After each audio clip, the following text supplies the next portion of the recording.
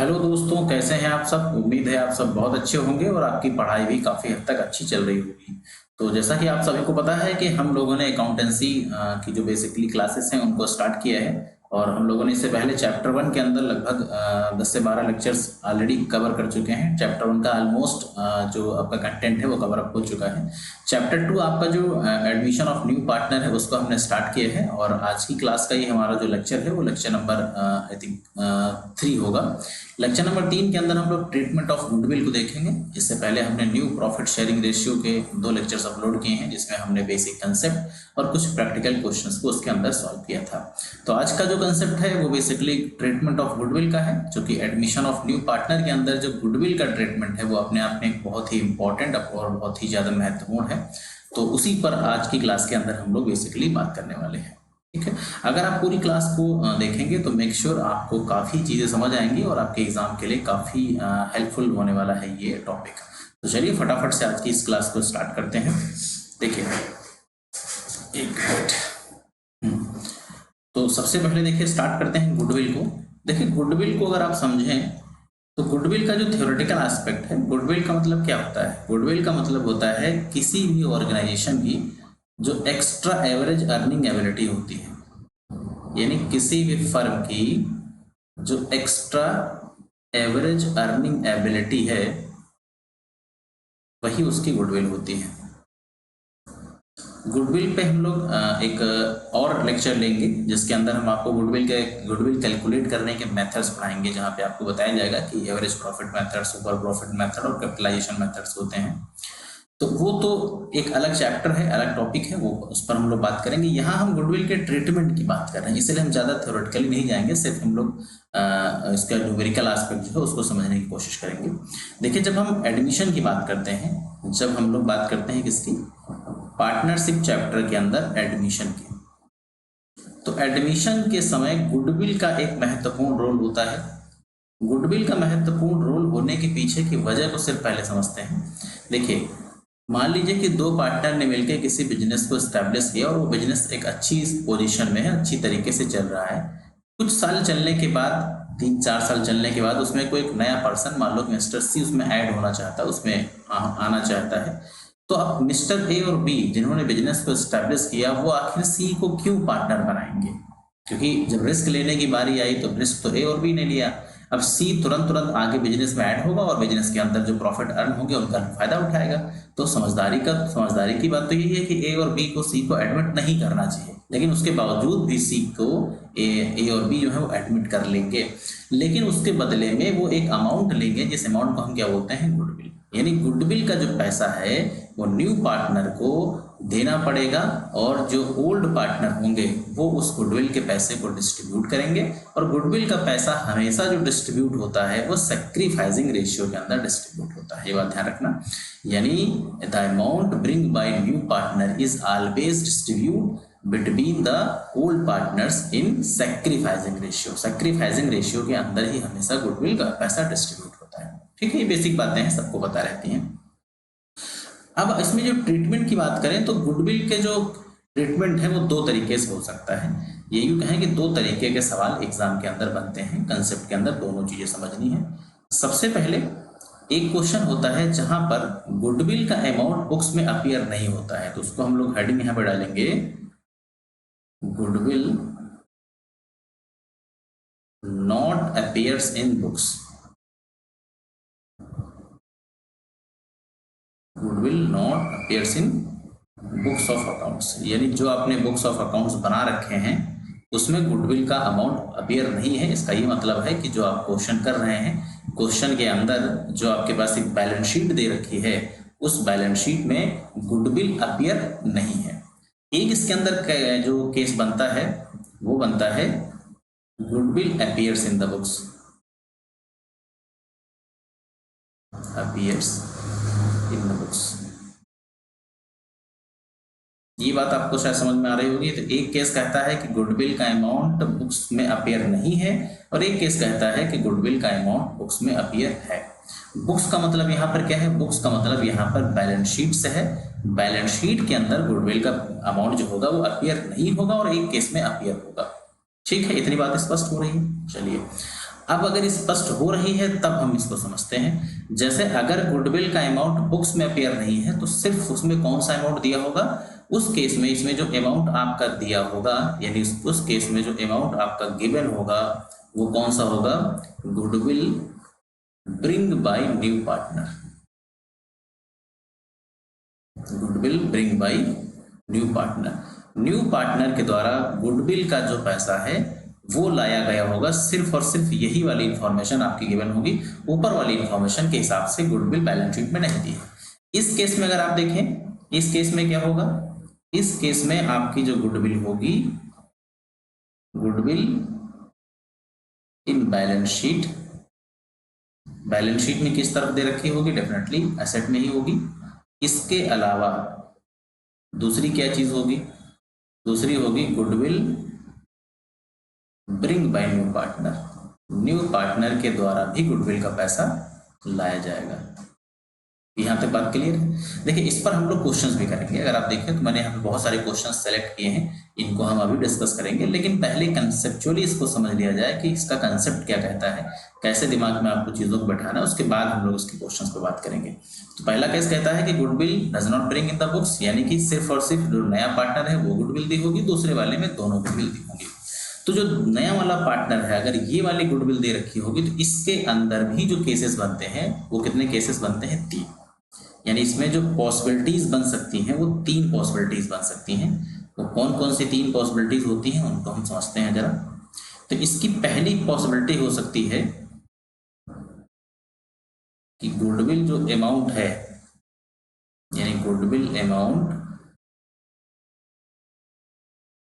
Bring by new partner and given to old partner privately,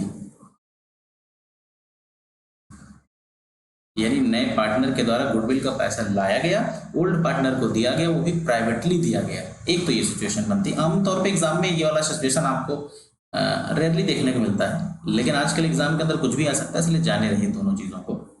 दूसरा क्या होता है, amount of goodwill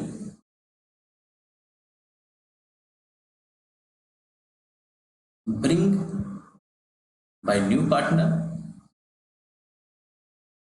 in cash. एक तो होता है ये कैश में लेकर आता है, और तीसरा जो सिनेरियो बनता है, तीसरा सिनेरियो बनता है amount of goodwill not bring in cash. Amount of goodwill not bring in cash. अब बताइए कि यहां तक चीजें क्लियर हो रही हैं? यानी 3 केसेस बनेंगे, 3 केसेस बनेंगे। पहले वाले में अमाउंट ऑफ गुडविल प्राइवेटली दिया जा सकता है, दूसरे वाले में कैश में लेकर आएगा, तीसरे वाले में कैश में लेकर नहीं आएगा। सेम सिचुएशन ये होती है। इसके अलावा सिचुएशन तो बेसिकली ये होती है, कभी कभी क्या होता है कि अमाउंट ऑफ गुडविल विड्रॉ कर लिया जाता है। एक सिचुएशन और इसमें डाल देते हैं, amount of goodwill withdraw bye old partner. Old partner के द्वारा अमाउंट ऑफ गुडविल का पैसा विड्रॉ किया जा सकता है। तो ये 4 सिचुएशन बन सकती है। इसी तरीके से अगर गुडविल जब अपीयर्स होती है बुक्स के अंदर, तो उसमें भी क्या क्या हो सकता है, उसमें प्राइवेटली वाला कोई सीन नहीं सिचुएशन उसमें करें, तो होने का तो हो भी सकता है, आमतौर पर देखने को बहुत कम मिलता है। अब इन सिनेरियोज को आप इस पे भी अप्लाई कर सकते हैं, यानी कि amount of goodwill bring by new partner in cash, ये भी हो सकता है। Amount of goodwill not bring by partner in cash, ये भी हो सकता है। और amount of goodwill withdrawn by old partner, ये वाला भी केस इसमें हो सकता है। यानी ये जो केसेस हैं वो सारे के सारे केसेस इस तरफ भी अप्लाई हो सकते हैं। बट मोटा मोटा आपको क्या याद रखना, मैं ये फटाफट से आपको रिवाइज कराता हूँ, ध्यान दीजिएगा इस पर जरा। ट्रीटमेंट ऑफ गुडविल हम लोग पढ़ रहे हैं। 2 मेन केसेस होते हैं। पहला केस होता है goodwill not bring in the books of accounts, दूसरा होता है goodwill bring in the books of accounts. तो जब गुडविल अपीयर्स होती है बुक्स में, नहीं अपीयर्स होती है, तो उसमें हमने केसेस कौन कौन से लिखे हैं, क्या क्या प्रॉब्लम आ सकती है। तो goodwill amount bring by new partner and given to old privately, ऐसा हो सकता है। दूसरा हो सकता है amount of goodwill bring by new partner in cash, हो सकता है। तीसरा हो सकता है amount of goodwill not bring by partner in cash, ये हो सकता है। और गुडविल का अमाउंट जो है वो विड्रॉ भी किया जा सकता है। ठीक है। जब गुडविल आपकी बुक्स ऑफ अकाउंट्स में अपीयर होती है तो वहां पे भी इसमें के कुछ केसेस एप्लीकेबल हो सकते हैं। अब इस चीज को हम लोग फटाफट से क्वेश्चन की हेल्प से समझने की कोशिश करते हैं, तब इस क्वेश्चन को ठीक से समझा जा सकता है। तो पहले हमने जो केस 1 का ही क्वेश्चन लिया है, यहाँ पे है when the goodwill does not appear in the books. यहाँ पर गुडविल जो है आपकी बुक्स में अपीयर नहीं है, ठीक है। और पहला केस क्या दे रखा है, amount of goodwill is paid privately, यानी कि इस जो हमने केस डिस्कस किया था सेम वही केस है। तो जरा क्वेश्चन को देखते हैं। क्वेश्चन में कहा गया है कि ई और एफ पार्टनर हैं जिनका प्रॉफिट शेयरिंग रेशियो 4:3 का दिया है। इन्होंने जी को एडमिट किया है फॉर न्यू पार्टनर 1/4 शेयर के लिए, और जी इनको 20,500 रुपये देगा शेयर ऑफ कैपिटल और 9,800 रुपीज देगा फॉर शेयर ऑफ गुडविल, जो कि इसने paid privately to the old partner. इसने प्राइवेट तरीके से ओल्ड पार्टनर को ये पैसे दिए हुए हैं। तो इस केस में इसकी जनरल एंट्री क्या बनेगी? ये क्वेश्चंस बहुत कॉमन क्वेश्चन नहीं है, आमतौर पर ऐसे क्वेश्चंस आपको रेयरली देखने को मिलते हैं, बट आज की डेट में ऐसे क्वेश्चंस पूछे जाना कोई बहुत बड़ी बात नहीं है। तो जब ये अगर क्वेश्चन में दिया हो तो उसकी जो एंट्री बनेगी, उसकी एंट्री बनेगी आपकी कैश अकाउंट डेबिट, और 2 में हो जाएगा आपका जीस कैपिटल अकाउंट, और यहाँ जो अमाउंट हम लिखेंगे वो कितना लिखेंगे 9,800। यानी अगर कभी कोई partner privately new partner cash देता है तो उसमें हम लोग क्या करेंगे, हम लोग सीधा एंट्री करेंगे कैश अकाउंट डेबिट टू जीस कैपिटल अकाउंट। उसे हम ओल्ड पार्टनर में ओल्ड सैक्रिफाइसिंग रेशियो में डिस्ट्रीब्यूट करने वाला जो कंसेप्ट यूज करते हैं वो हम लोग यहाँ पे अप्लाई नहीं करते हैं, इस बात को ध्यान रखिएगा। अब आएंगे नेक्स्ट क्वेश्चन पे जो आपके लिए ज्यादा इंपॉर्टेंट है। देखिए यहाँ कहा गया है कि गोपाल एंड कृष्ण, गोपाल और कृष्ण जो है वो 2 पार्टनर हैं जिनका प्रॉफिट शेयरिंग रेशियो आपका 5 और 4 का दिया है। मोहन को इन्होंने एडमिट किया है 1/4 शेयर के लिए। New profit sharing ratio Mohan के आने के बाद हो जाएगा 432।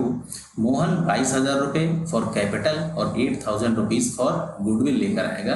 वो भी कहा गया है गुडविल आपकी बिजनेस के अंदर रिटेन रहेगी, पास द जर्नल एंट्रीज। अब इसमें जर्नल एंट्रीज क्या होंगी ये आपको बताना है। चलिए क्वेश्चन समझ लिया सबने, समझ में आ गया होगा। देखिए जब कभी नया पार्टनर गुडविल के पैसे लेके आता है, ये मोड में आपको बात बार बार रिपीट कर रहा हूँ, आपको दिमाग में रखना है। जब कभी नया पार्टनर गुडविल के पैसे लेके आएगा, ओल्ड पार्टनर के द्वारा गुडविल का पैसा डिस्ट्रीब्यूट किया जाएगा सैक्रिफाइसिंग रेशियो में। ये एक समझ लीजिए कि बिल्कुल एक स्टेटमेंट है, परफेक्ट बात है जो हमेशा अप्लाई होगी, ये दिमाग में रखिएगा, ठीक है। सेम चीज यहाँ पे कही गई। तो अब अगर कोई पैसा ले करके आएगा, अब इसका हम अगर अकाउंटिंग ट्रीटमेंट करते हैं, एक पहले मैं जनरल से पहले आपको जरा इसकी अकाउंटिंग ट्रीटमेंट समझाने की कोशिश करूंगा। अगर इसकी सिर्फ हम अकाउंटिंग करते हैं, और अकाउंटिंग ट्रीटमेंट अभी हम आपको पढ़ाएंगे जब रिवैल्यूएशन और पार्टनर्स कैपिटल अकाउंट पे चलेंगे, तो हम पार्टनर्स कैपिटल अकाउंट जो बनाते हैं वो कुछ इस तरीके से हम लोग बनाते हैं। 3 पार्टनर है तो हमने 3 कॉलम पार्टिकुलर के अलावा बनाए हैं। जैसे इसमें अगर हम नाम लिखें तो गोपाल कृष्ण मोहन, गोपाल कृष्ण मोहन। अब इसमें जो न्यू पार्टनर कैपिटल लेकर आता है उसे हम क्या लिखते हैं, उसे लिखते हैं बाय कैश अकाउंट। कैपिटल के अमाउंट हम यहाँ पे शो कर देते हैं 22,000, और ये जो गुडविल का पैसा लेकर के आता उसे हम लोग क्या करते हैं ओल्ड पार्टनर में सैक्रिफाइसिंग रेशियो में डिस्ट्रीब्यूट कर देते हैं। यहाँ पे कितना अमाउंट आता है वो सैक्रिफाइसिंग रेशियो निकालने के बाद कंफर्म हो जाएगा, लेकिन अकाउंटिंग ट्रीटमेंट उसका इस तरीके से करते हैं। तो पहले तो सैक्रिफाइसिंग रेशियो निकालते हैं, फिर एक बार यहाँ लिख के दिखाते हैं, देन उसकी जनरल एंट्री करके आपको दिखाते हैं। तो सैक्रिफाइसिंग रेशियो तो खैर जानते ही होंगे आप। सैक्रिफाइसिंग रेशियो निकालने का बहुत बेसिक सा तरीका होता है old ratio minus new ratio, ये होता है, सबको पता होगा। अब इसमें गोपाल का निकालना है, कृष्ण का निकालना है। गोपाल का जो ओल्ड रेशियो दिया है वो आपका कितना है 5 और 4, तो 5/4 का मतलब हो जाएगा 5/9, इसका हो जाएगा 4/9। इनका जो न्यू रेशियो है वो 5, 4, 3, 2, 4, 3, 7, 2, 9, यानी 4/9, और इसका हो जाएगा 3/9। माइनस करेंगे तो ये 19 बचेगा, अगेन ये 19 बचेगा, यानी जो सैक्रिफाइसिंग रेशियो निकल के आया वो निकल के आ गया 1:1। इसका मतलब ये है कि अगर 1:1 निकल के आया तो इसका मतलब है कि जो गुडविल के 8,000 रुपीज ये लेकर के आया है, इस 8,000 रुपीज को हम लोग क्या करेंगे ओल्ड रेशियो मतलब सेक्रीफाइसिंग रेशियो में ओल्ड पार्टनर को बांटेंगे तो 8,000 में बराबर बराबर मिलेगा, 4,000 इसको मिल जाएंगे, 4,000 इसको मिल जाएंगे। ये तो इसका अकाउंटिंग ट्रीटमेंट हो गया। अब बनानी है इसकी जनरल एंट्री। अब क्या करना है, अब इसकी बनानी है जनरल एंट्री। तो अगर आप इसकी जनरल एंट्री बनाएंगे तो जो जनरल एंट्री आपकी बनेगी वो क्या बनेगी, पहले केस में कैश अकाउंट डेबिट हो जाएगा और 2 में क्या हो जाएगा, 2 में हो जाएगा आपका एम्स कैपिटल अकाउंट। एम्स मतलब Mohan, AIIMS capital account for ₹22,000। हम चाहें तो यहाँ पे गुडविल को भी दिखा सकते हैं, लेकिन गुडविल की एंट्री को हम डायरेक्टली डिस्ट्रीब्यूट करके दिखाएंगे। अब आते हैं दूसरे पे। तो जो दूसरी एंट्री आपकी बनेगी वो क्या बनेगी, वो बनेगी गुडविल अकाउंट डेबिट, जिसको आप प्रीमियम फॉर गुडविल अकाउंट भी बोल सकते हैं। 2 क्या हो जाएगा, 2 हो जाएगा जीस कैपिटल अकाउंट और 2 में हो जाएगा आपका केस कैपिटल अकाउंट। क्लियर है इतनी चीज। अमाउंट कितना लाया था गुडविल का, 8,000, 4,000 इसको मिल गया, 4,000 इसको मिल गया। तो ये इस तरीके से हमने दोनों जनरल एंट्री इसकी बना ली। अब बताओ क्या इसमें कोई दिक्कत है आपको? मेरे ख्याल से इसमें कोई दिक्कत नहीं होगी, क्योंकि बेसिक सा सवाल है, बहुत आसानी से इसे आप सॉल्व कर सकते हैं। तो इस तरीके के सवाल आपसे शॉर्ट क्वेश्चंस में पूछे जाते हैं और सीबीएसई आईसी बोर्ड तो 100% ऐसे क्वेश्चंस हमेशा से पूछता रहा है और बहुत पॉसिबिलिटीज है कि आपसे इस बार भी पूछा जा सकता है। नेक्स्ट सवाल पे आते हैं। देखिए ये क्वेश्चन आपसे कुछ कह रहा है कि एम एंड एन पार्टनर है जिनका प्रॉफिट शेयरिंग रेशियो 3:2 का है। इन्होंने पी को ड्यू पार्टनर बनाया है और पी ने डिसाइड किया है कि इनका जो फ्यूचर रेशियो होगा वो 2:1 का होगा। फिर पी जो है वो 31,500 share of capital and 11,600 for premium for goodwill दे रखा है। प्रीमियम फॉर गुडविल जो है वो कहा गया है कि brought by new partner is withdrawn by old partner, यानी जो पैसा लेकर आए हैं उसको ओल्ड पार्टनर के द्वारा डिस्ट्रीब्यूट भी कर लिया जाएगा। तो अगर डिस्ट्रीब्यूट कर लिया जाएगा तो उसका भी ट्रीटमेंट कर लेंगे। तो पहले तो हम सबसे पहले यहाँ पे क्या निकालेंगे, सबसे पहले हम निकालेंगे सैक्रिफाइसिंग रेशियो। सारे लोगों को सैक्रिफाइसिंग रेशियो आना चाहिए। बच्चों वाला फार्मूला है ओल्ड माइनस न्यू, और हम लोग जब पढ़ते थे तो हम लोगों को एक कह सकते हैं निमोनिक्स बताया गया था, SON, S for sacrificing, O for old, N for new, जो आज तक काम में आ ही रहा है फिलहाल। तो आप इसको इस तरीके से भी याद कर सकते हैं। तो हमने यहाँ पे ओल्ड पार्टनर में M और N दोनों को रख लिया। इनके ओल्ड रेशियोज लिखें 3:5 और 2:5। इनके न्यू रेशियो तो 2:1 है तो 2:5 और इसका भी 2:5। यहाँ पे तो सैक्रिफाइसिंग रेशियो इसका 1:5 आएगा बट यहाँ 0 आएगा। इसका मतलब है इस केस में ओनली M सैक्रिफाइस, केवल M सैक्रिफाइस कर रहा है। तो जब केवल M सैक्रिफाइस करेगा तो गुडविल का पैसा भी M ही लेगा। अगर एक बंदा सैक्रिफाइस करेगा तो गुडविल का पैसा भी कौन लेगा, वही बंदा लेगा। तो पहले इसका अकाउंटिंग ट्रीटमेंट समझो आप, उसके बाद समझो कि ये एंट्री कैसे बनेगी। देखिए 3 लाइनें हमने खींच ली, हमेशा के तरीके से 3 ही बनानी होती हैं, क्योंकि 2 पार्टनर पहले से थे, एक नया वाला आया। ये M हो गया, ये N हो गया, नए वाले का नाम शायद P है तो ये P हो गया, अगेन M N P। तो सबसे पहले हम क्या करना है, बाय कैश लिखना है। ये किसके लिए है, जो P भाई साहब कैपिटल लेकर आए। तो कैपिटल कितनी लाए हैं, ये 31,500, ठीक है ना। उसके बाद क्या आएगा, गुडविल आएगा।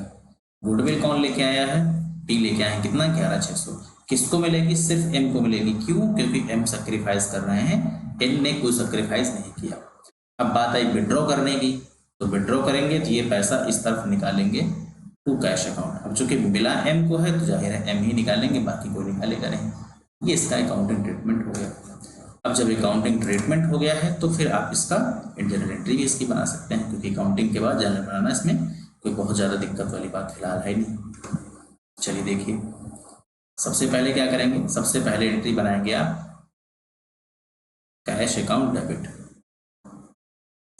कैश अकाउंट डेबिट मतलब कैश कौन लेके आया है, P लेके आया है। तो P की कैपिटल बढ़ेगी तो क्या हो जाएगा, 2P's कैपिटल अकाउंट,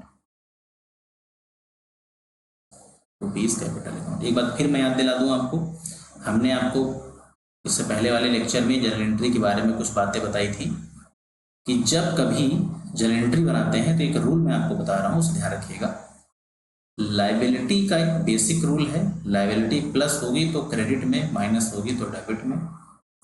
एसेट का एक बेसिक रूल है, एसेट प्लस होगी तो डेबिट में, माइनस होगी तो क्रेडिट में। यहाँ तक बातें क्लियर है, इसी का इस्तेमाल करना है। तो जब सी पैसे लेके आएंगे तो सी की कैपिटल बढ़ेगी, सी की कैपिटल मतलब पी की कैपिटल बढ़ेगी, और पी की कैपिटल बढ़ेगी तो यानी कैपिटल क्या है, लाइबिलिटी, लाइबिलिटी बढ़ेगी तो मतलब क्रेडिट में, तो कैपिटल अकाउंट कहाँ जाएगा, क्रेडिट में जाएगा, सिंपल।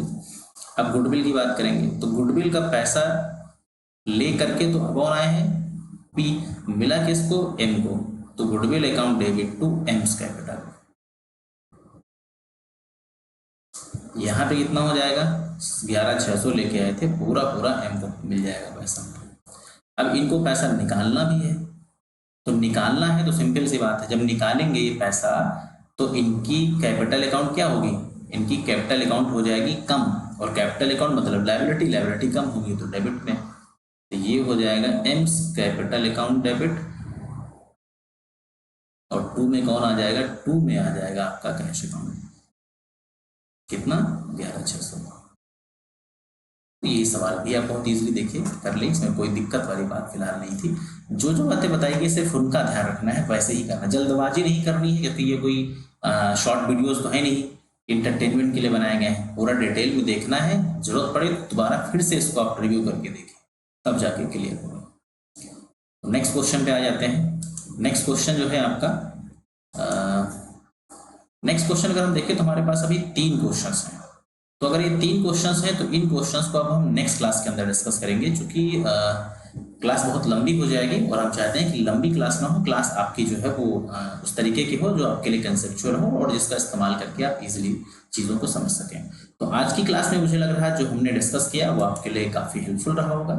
जो भी आपकी क्वेरीज होती हैं वो आप कमेंट सेक्शन के माध्यम से पूछ सकते हैं, कोई आपके सजेशन है, कोई आपके सुझाव हैं, वो भी आप हमें कमेंट के अंदर लिख सकते हैं। बाकी नेक्स्ट क्लास जैसे ही हमारी होगी, नेक्स्ट पार्ट आपको इसका मिल जाएगा, उसके अंदर ही बाकी बचे हुए 3 सवाल जो आपके बच रहे हैं उसमें डी और इसके बाद ई और एफ, ये क्वेश्चंस हम लोग नेक्स्ट क्लास के अंदर अब डिस्कस कर लेंगे। चलिए, तो आज के लिए इतना ही। अगर आपको ये लेक्चर अच्छा लगा हो कि इससे कुछ सीखा है आपने, तो आप अपने फ्रेंड को इसे सजेस्ट करें, उन्हें आप शेयर करें, चैनल को आप सब्सक्राइब करें। बाकी जो भी कुछ आपको बेहतर लगता है कमेंट के माध्यम से उसे आप नया कर सकते हैं। So thanks for watching this video, have a nice day.